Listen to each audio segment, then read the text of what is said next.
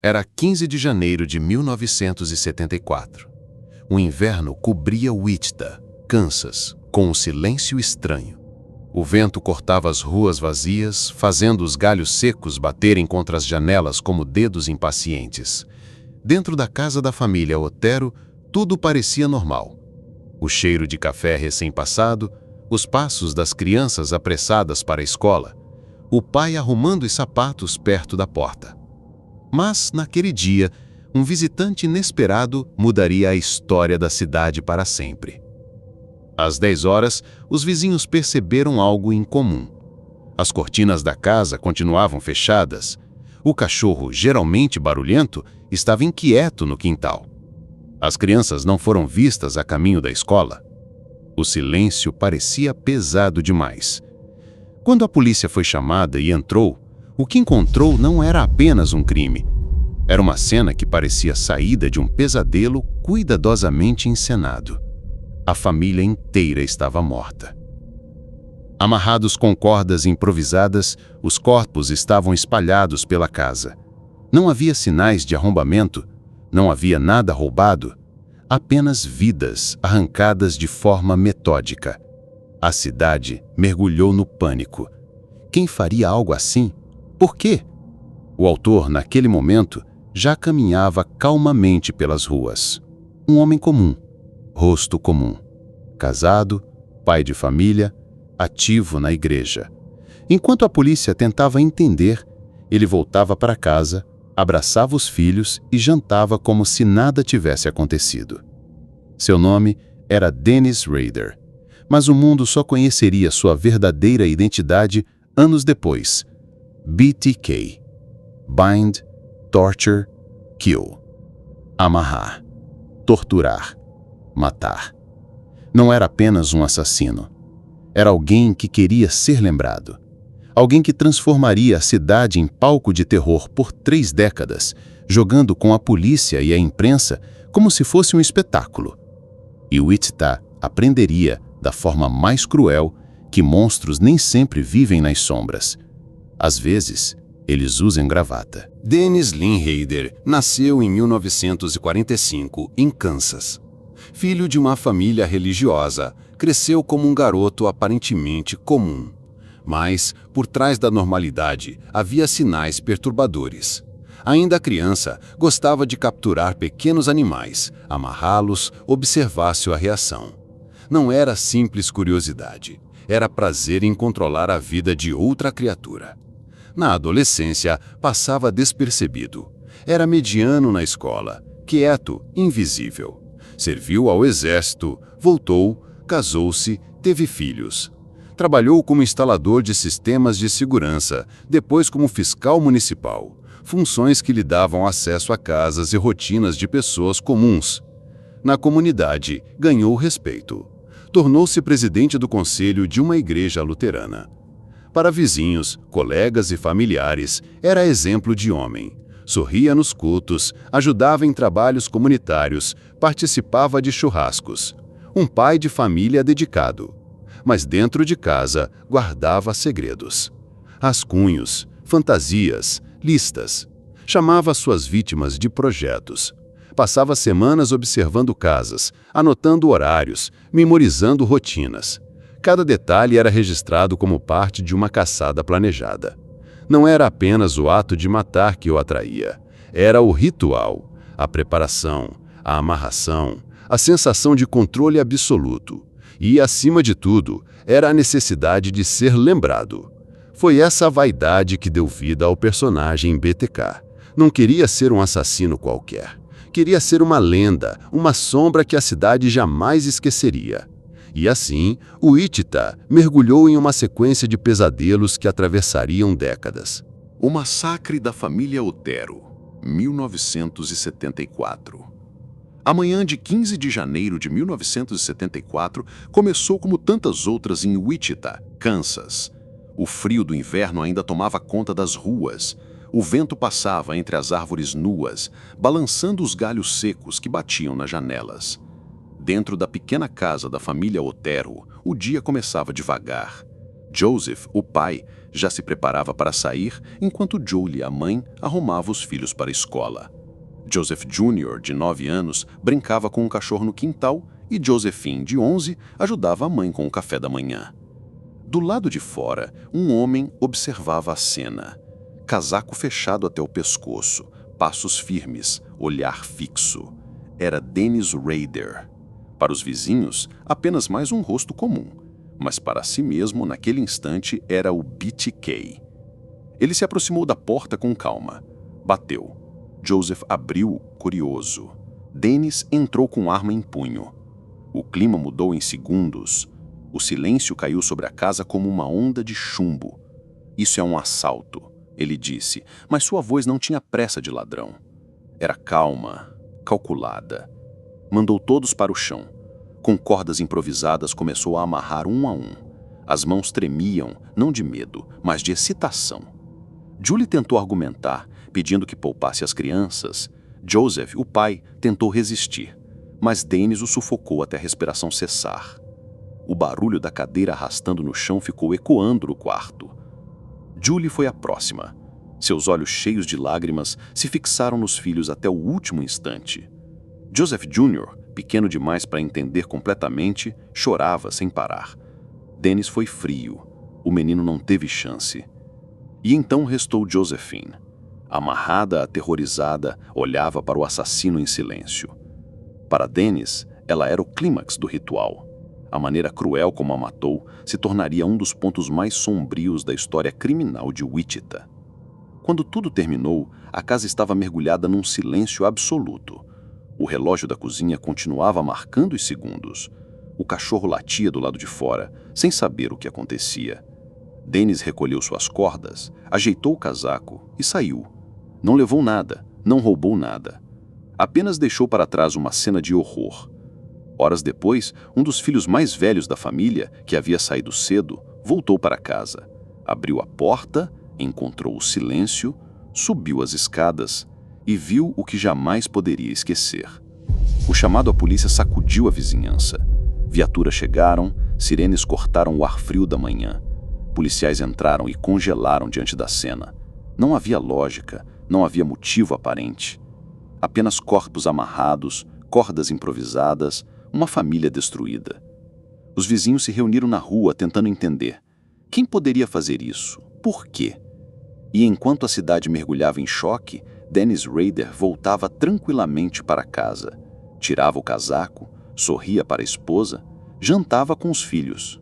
O monstro tinha um rosto comum, e o Wichita ainda não fazia ideia de que aquele seria apenas o primeiro ato do terror de BTK.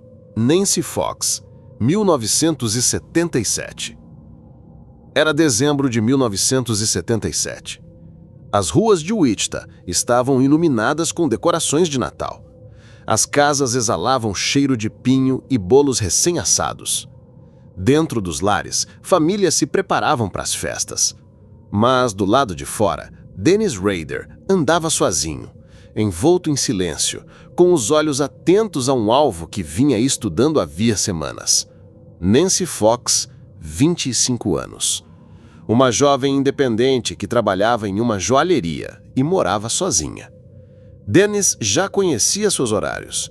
Observava quando ela saía para o trabalho, quando retornava, o instante exato em que apagava as luzes.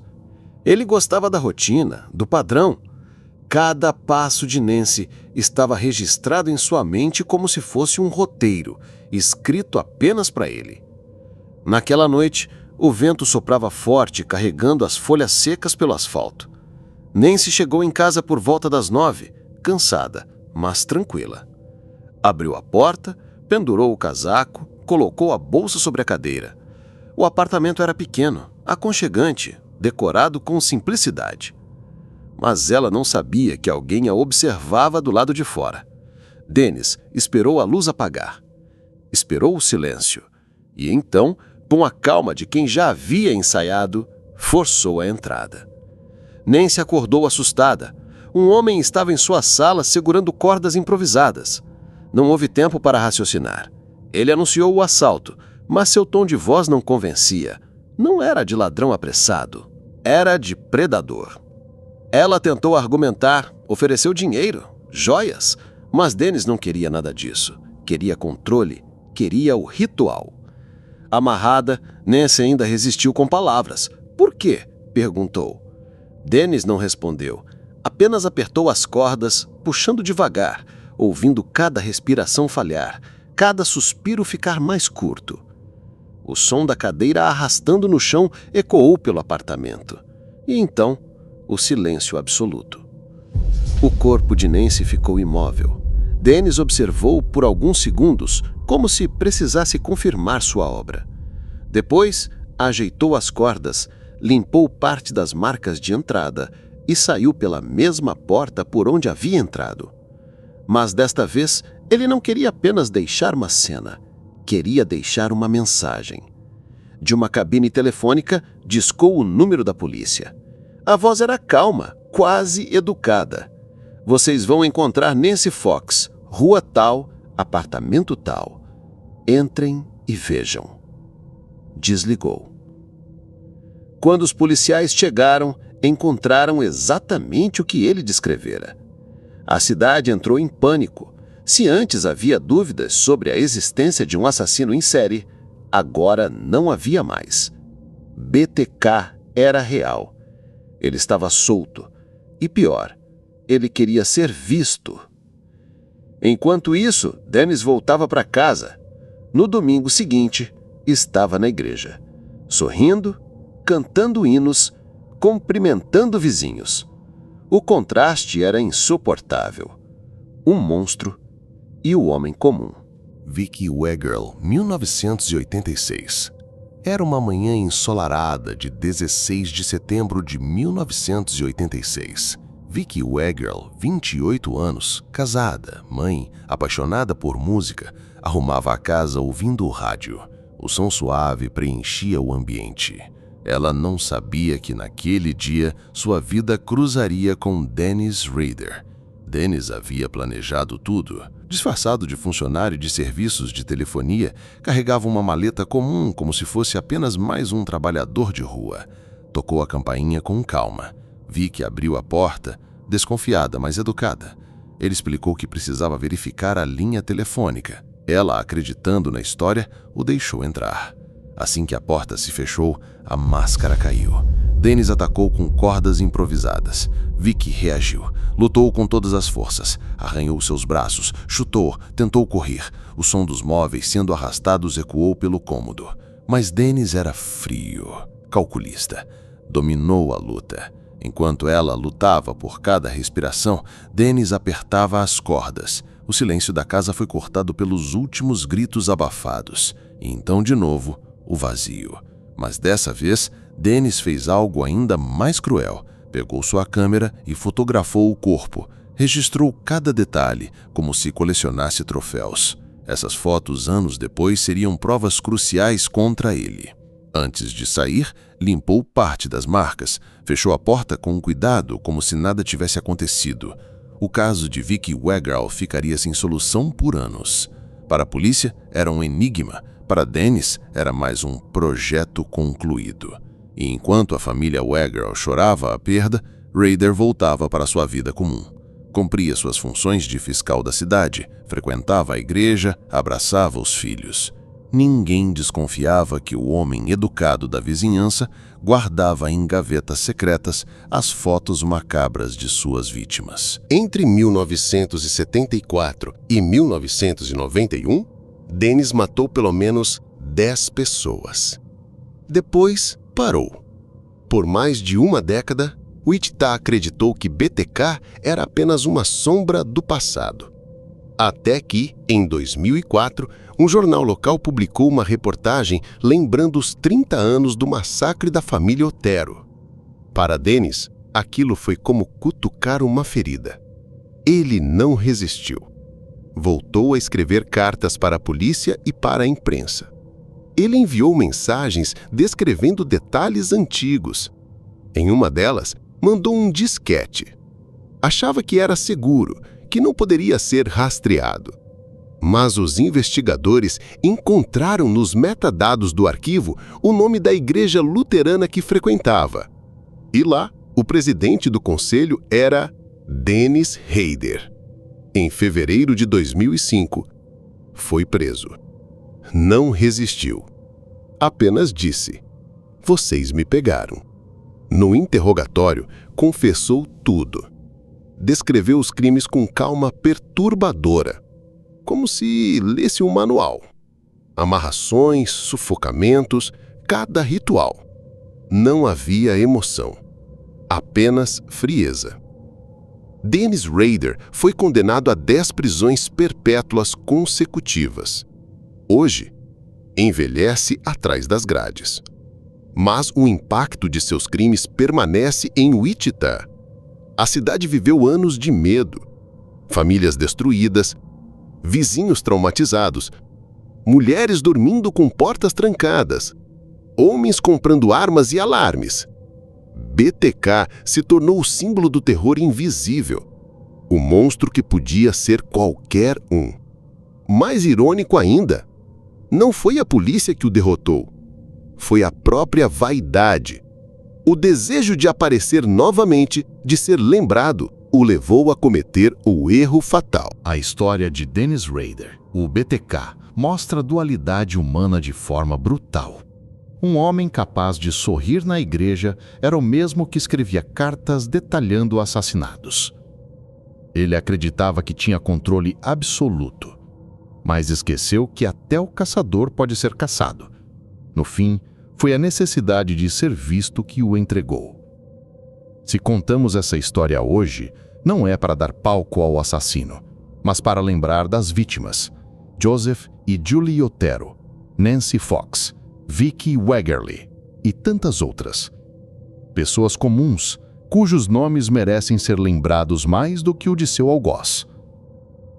Se você ficou preso nessa narrativa, inscreva-se no canal. Aqui, contamos histórias reais que parecem ficção, mas que carregam lições sobre medo, coragem e a verdadeira face do mal.